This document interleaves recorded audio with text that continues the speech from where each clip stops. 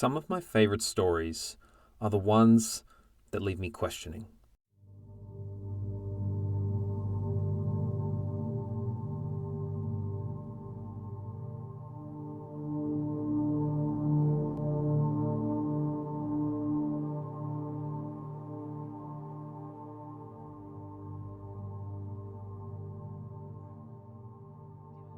The artist isn't giving the audience the answers, but is giving and trusting them to interpret it for themselves.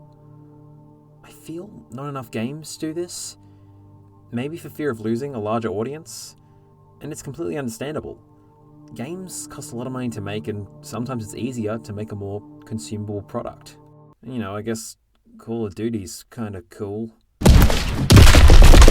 But I really respect games that go for something and trust that the player doesn't need to be told everything, and is very rare to come by. This is why I want to talk about Playdead's Inside.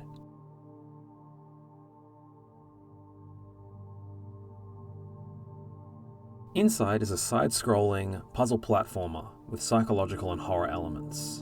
In the game, you play as this boy, and you're heading to a place to find out what is inside. What is inside? Jesus Christ. But to try and convince you to pick it up if you haven't, the game only takes 3 hours to beat, and it was in development from 2010 to 2016. They spent 6 years on 3 hours.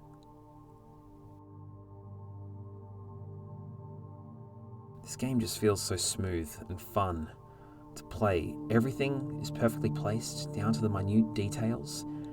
It really makes this world feel real.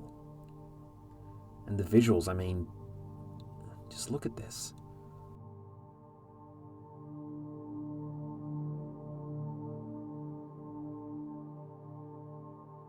And using these elements, it is telling its very intriguing story while never giving you a single line of dialogue throughout the entire game. No exposition, no characters, nothing. All you get are visuals and gameplay. And for me, it's one of the most transcendent experiences I've ever had playing a game.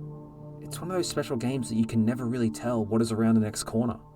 It could be a moment of calm, introspection, or danger. This world will kill you every chance it gets.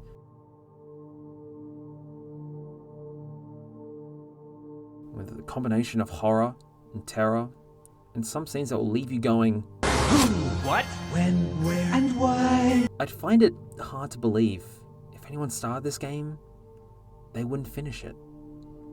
Which leads me to the ending.